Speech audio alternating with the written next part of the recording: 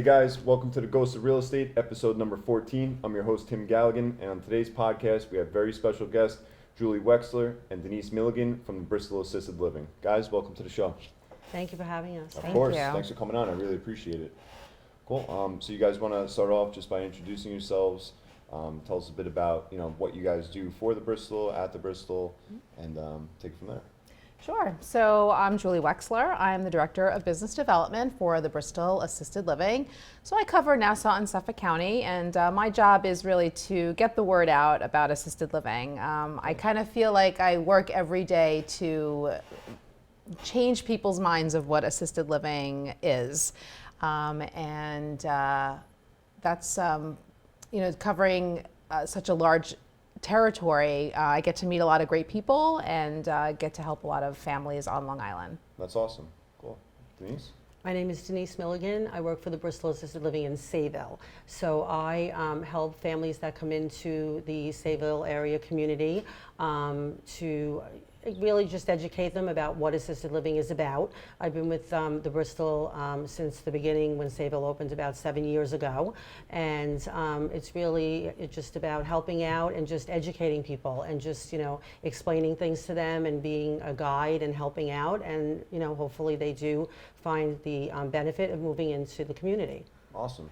Cool. So I guess from a broad overview, I think it would be very educational to our audience, and even for myself, before getting into real estate involved, there's maybe like, what is assisted living as a whole? What is assisted living? How does it differentiate from a nursing home, for example? Yeah, that's such a great question. Very often people ask that question because communities like ours didn't exist even 20 years ago, right? The Bristal is a 21-year-old organization. And over these last 2 decades, I think the Bristal has really raised the bar of what assisted living is. We also have to keep in mind that the aging population, those folks that are 65 and over, and even more specifically, those folks who are 85 and over, that's the fastest growing segment of the population. And so there are more and more options available for them. We find that particularly, here on Long Island, but I'm sure it's the case in most parts of the country, that the homes that were purchased decades ago by our parents really aren't necessarily conducive to aging safely in them, right? We have stairs, we have laundry in the basement, we have narrow doorways, we have bathrooms and kitchens that aren't accessible. Neighborhoods can be lonely places now, right? Nobody's home, right? And so, when an older adult starts to age in a home that's not conducive for them to be aging, and their world gets smaller and smaller, right? And their friends have passed away or maybe moved away, and their families are busy, and so moving to an assisted living community where they can be around other people, where you have your own private apartment, and you can turn that space into a beautiful space to live in. But when you open the door, you have meals prepared for you. You have friends down the hallway. You have activities to participate in.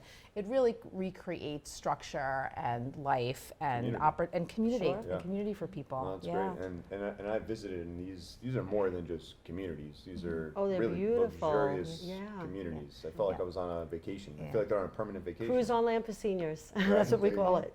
Yeah, and I think the Bristol has done that in the last 20-something years, has changed people's minds of what assisted living could look like. Because people hear assisted living or senior living, and their mind automatically goes to that old age home, of yesteryear. Absolutely. And that's not what they are. They're really places for people to come and to live safely and with other people, and to live life to the fullest, no matter what your age. Nice. No, I love it.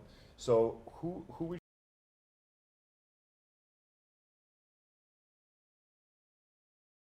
a place where you go to, and what you said, no one goes in doing cartwheels, right? Right, exactly. So. No one's really excited to get there, but when they come in and we take baby steps to transition in, we meet with the family.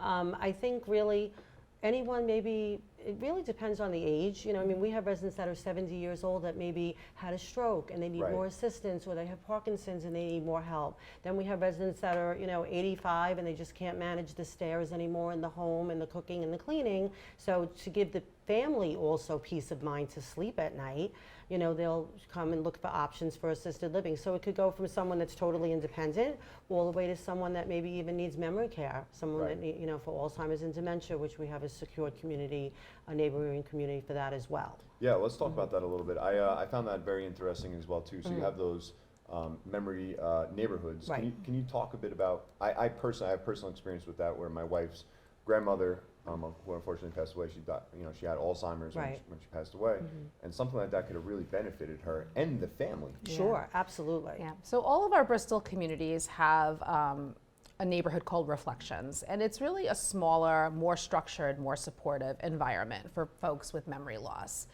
And just because you have memory loss doesn't necessarily mean you would be in Reflections. You know, we do an assessment when the individual is moving in to determine where the best placement would be. And we certainly do have folks with, you know, mild cognitive impairment or who might be in the earlier stages of Alzheimer's who function really, really well in assisted living because they're eating their 3 meals a day, they're taking their medicine on time, they have the opportunities for social engagement, there's things to do during the day. But if the time comes where that is no longer a safe or an appropriate placement for them, and there's a few things that we look for to determine that maybe Reflections would be a better, more suitable location for them within the building. Reflections, you know, everything in that unit, if you will, is designed to support people with memory loss. So even the physical structure of it, right? So many of our units are designed circular, right? Because people with memory loss, they do tend to like to walk and be on the move. And so this gives them the opportunity to do that with no, you know, dead end hallway, if you will. So it's circular. And also to give them that sense of freedom that they can go for a walk themselves and be safe, right? So the physical structure of the building, but the staff training is so important because it takes the right individual to be able to understand Alzheimer's disease, understand disease progression, and just to have that kind heart to be able to communicate properly with people with dementia so that they feel safe. And then, of course, the training that goes along with that. It's a lot of staff training, a lot of time that we spend onboarding our staff and making sure that it's the right person and that they have the right skills to be able to properly care for the people. So even the way we serve the meal, right? So in the just to give you an example, in regular assisted living, we have a beautiful menu. The Bristol is known for our menu. Lobster tails? Yes, sometimes. So I might move into the Bristol. This place is great. Yes, it is. So there's lots of choices, right? Because it is about being, as you get older, you still should be able to choose what you want to eat, right? So lots of choices on the menu. But when you have Alzheimer's disease, you're going to be so overwhelmed. You're not going to be able to make that choice. So when you move into Reflections, the staff, and we might have some people who still can choose, but we simplify it. You want the chicken or the fish? Right. And maybe it's just giving them the two choices. Maybe you actually have to visually show it to them, right? So it's about maintaining their dignity, still giving them a choice so that they can make their own choices, but compensating for the cognitive loss that they might have. Got it. All right, so you guys have the different setup. You have Reflections, you have the traditional side, you guys have lobster tails, you got it all. Filet mignon. Glass of wine with dinner. Yeah, every night, 2 glasses. That's awesome. 2? Yeah. Yes. Oh, okay. Up to. Up to 2. Up to. Depends how you read Otherwise, yeah. So now, as far as activities, so from a habitat standpoint, awesome. So let's talk a bit about activities, leisure, recreation for the community. Sure. And how do they able to interact with one another and even get off site at sometimes? So we have a recreation team in every single Bristol, and we have a director, and then she has her assistants in our community in Sayville and many of the others. They may have a art therapist or a music therapist, so that we have a music therapist now that sings and plays the piano pretty much all day long because she's working for us full time and she's an assistant. But in addition, we also have live entertainment that comes in a couple of times a month, sometimes more. Music and art therapy is a big thing, it really is, and the residents relate to that. We also they'll go on bus trips. They will go just even to the dollar store, just out Yeah, to yeah, lunch. You know, we do a men's club. We have quite a few men in a lot of the properties where we'll just take them down to the local place and they'll have a burger and a beer, or we'll start a veterans club because a lot of the men were veterans. Really? So yeah, so they do a lot of different things. I mean, they've gone to the wineries, they've gone over to Fire Island. Things are a little limited now, you know, because Yeah. of COVID, but you know, these are the things that we always strive to do and keep them busy. Yeah. You know, They and must have a that's- blast on them. Oh, they have more fun than we do. They go more places than I do typically, Yeah. yeah. But it's nice, you know, it is. I mean, you name it, they go everywhere. And they really do, a lot of times they just want to go shopping or they just want to do a Right. nice scenic ride. So Right, they'll a go movie along the night or South something, Shore yeah. or North Shore. Well, we have theaters in Yeah. every single Bristol. So they show a theater, a That's movie great. 2 o'clock and 7 o'clock, yeah. Which 2 is o'clock nice. to 7 o'clock 2 every o'clock day? and 7 o'clock. Encore's at 7. I don't know who's got it better. And Yeah. they really, yeah, it's great. We also do physical therapy, and there's a Right. gym, so they can Beautiful. get fitness, work out at the fitness center on their own, or get physical therapy if they need, coming in, and they'll evaluate that. Every Bristol I know of, even in memory care, they'll do an exercise program every single day at 10 o'clock. So it's nice, it's socializing, and it's geared for residents that, you know, maybe they can't do what they used to do, but just light weights. They even do, Right, you know, right, right. silver sneakers or dancing with the scarves, you know, just like fun stuff. Yeah. You know, just to keep them moving and active. Yeah, it's not just bingo. We have bingo. Yeah, we do have bingo. But it's not just bingo. And you never cancel bingo. Bingo's big. It's Yeah. very serious, yeah. I bet. actually had a question just yesterday of a gentleman. He decided to come and move forward with the property and move in. And the daughter called me and said, I have one question for you. It's very important to my dad. And I said, what is it? I'm thinking it's a really rough question. Do I know how to answer this? And she said, he wants to know if when you play bingo, is there money involved? I'm like, yes, absolutely. Yes. Oh, nice, Yeah. there is. Yeah, oh yeah, sure. Good. Yeah, 50 cents a card. That's awesome. Good stuff. Yeah. Now we spoke a little bit before about the enhanced, and excuse me if I'm saying things the wrong way, but enhanced license, and That's right. what is that and how does that work? Yeah, so different than traditional assisted living. Right. So I think it's the effort on the part of New York State to enable people to age in place. As I mentioned to you before, that the population is aging, and with that come additional, you know, physical and cognitive frailties. So the enhanced assisted living license, which we have in most of our buildings, there's a few that are in the process of converting. It enables us to provide that higher level of care so that folks can age in place. So things like a wheelchair, or things like a walker, or a Right. puree diet, or insulin injections. Those are things we can do in assisted living. We certainly have people that come in independent, right, as Denise was mentioning before, people Right. who maybe just don't want to have to live alone and manage a house anymore. So they choose to move Right. to the Bristol or an assisted living to be more in a more social and a safer environment. But you know, we know that as we age, if we develop physical and cognitive impairments, everything's right there for you to Right, be so able you're right to stay in place. We have nurses, we have home health aides that can help you and support you through the aging process. Awesome. So now, as you mentioned, you know, such a growing population. So you guys started, you said 21 years ago? Was the first location, which was? The Bristal at East Meadow. East Meadow, right? So what, since then, how has it grown, you know, geographically? And what are like how many locations you guys have today? Do you plan on expansion? What does that look like? So our developers are Engel Berman, so they're known here on Long Island, Long Island-based family that has developed the Bristal. So there are 15 communities now on Long Island, Nice. building the 16th now Congrats. in Bethpage. That's Yes, awesome. we're excited. But now we also have communities in New Jersey, Westchester, Yes. and New York City as well. There's some plans in the future for going down south as well, but that's for down the road.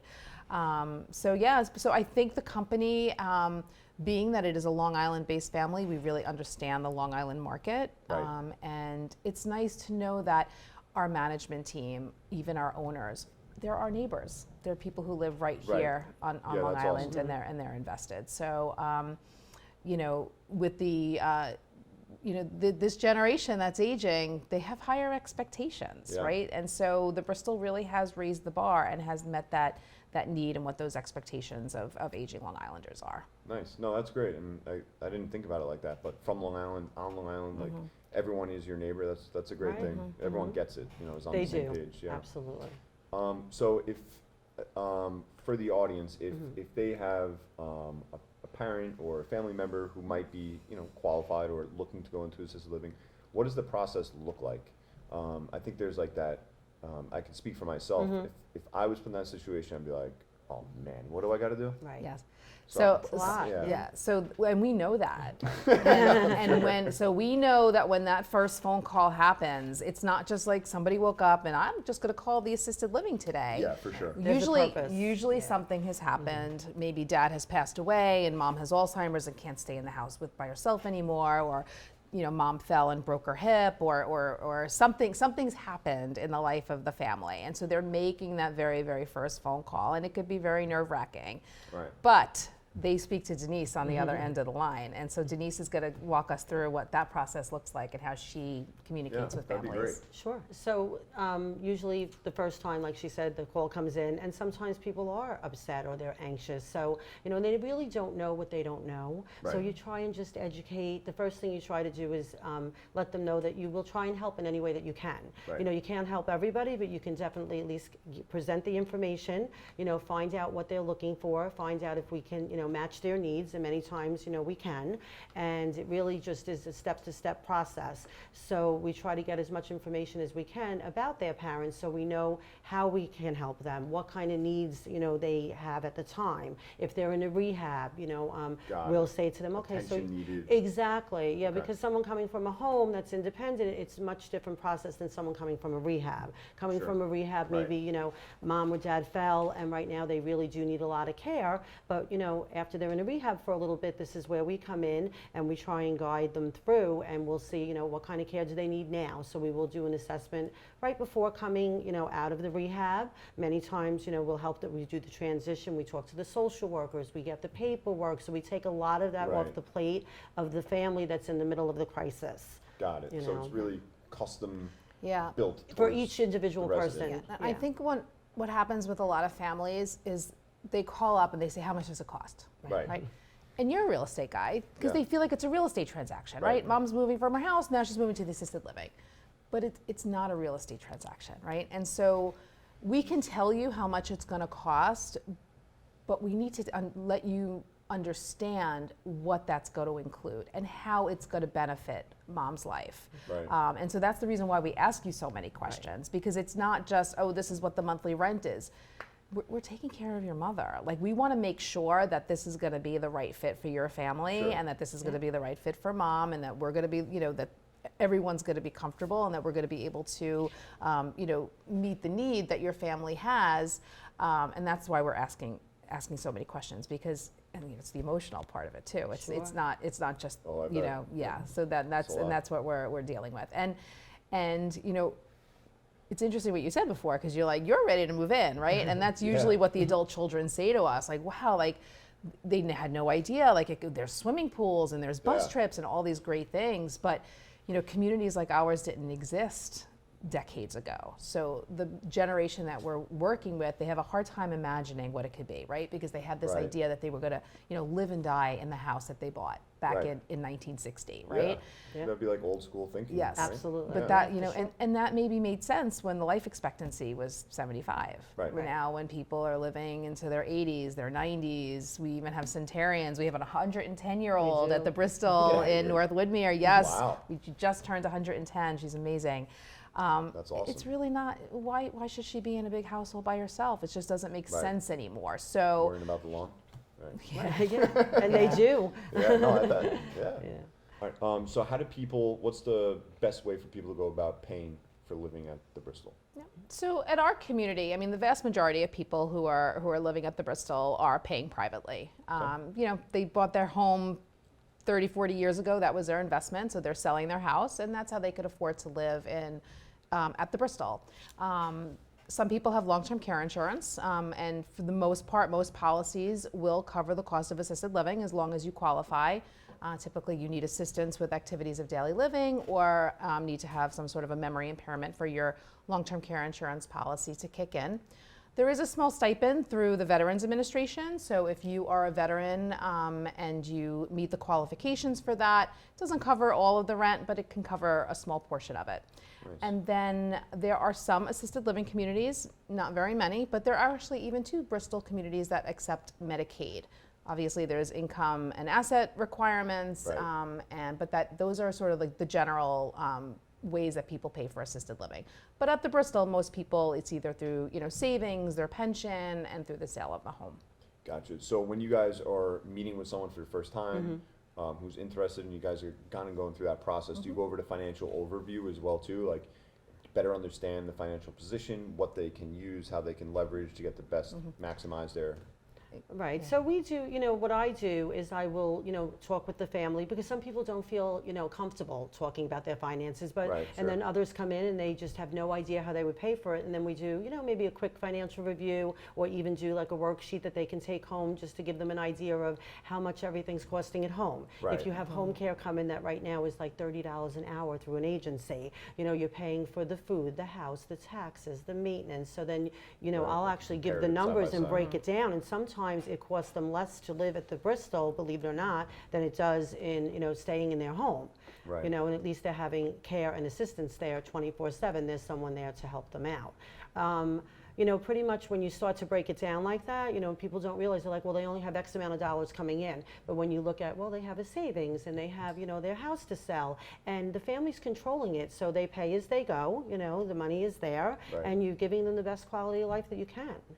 Nice. So, all that being said, they figure it out, but they still want their pet. Can they bring their pet to the Bristol? Yes, they can. So Okay. we have cats, we've had a few birds here and there. Dogs can come in under 15 pounds, under 15. Nice. Okay. So, Cool. yeah. And they can have them. They can bring them from walks or As whatever long it is. as long as they can take care of the pet. Yes, we have areas where they go and they walk their pet outside. The cats can stay in their apartment, which is Nice. nice. Yeah, it's great. So with all these locations, all people coming in, the facilities, the food, the buses, the activities, there's a lot of staff here. Yes. There's a lot of staff, and I think that's an important piece. Which from my touring of the facilities, even just walking down the hall or in the line, hi, how's it going? Everyone just like it's like Disney World, right? Yeah. It's like everyone Yes. is So Right. what does that employee and staff training look like? Because that is an important part, right? So it definitely takes the right person, Yeah. right? And I'm glad to hear that everyone said hello to you, because the way I look at it is this is their home. Yeah, And you of wouldn't course. walk through somebody's house or walk into somebody's house Yeah. and not say hello And to you them. get that feeling. Right, You yes. do. So Yeah. we want it to be that friendly and comfortable and safe place for people to be. So we do have training when people first move in, and then there's ongoing in-service on different topics. We run a full restaurant in every one of No, our yeah, buildings. We're yeah. serving 150 meals three It's like an times a inclusive day. resort. Yes. Right. Yes. So we have our dining staff, and Yeah. then we have the wellness team, and of course we're regulated by the New York State Department of Health, and there's certain regulations and documentation, and we're administering medication. So with that comes a lot of regulations and training, and things have to be done in a certain way. And so there's wellness, and then there's the recreation team, Yeah, you mentioned right? the recreation Yeah, manager. sort of like Right. and your Right. cruise director is your director of recreation, right? Yeah, that's awesome. And then of course, and the management team, and then just maintaining the building, right? Yeah. Maintenance. And, Huge part. and cleaning it, Cleaning. of course, and certainly now in our era, that's even that much more important. Yeah, So it's all 100%. these, departments that kind of Grounds. worked. Yes, Yeah. all these departments that work together. Awesome.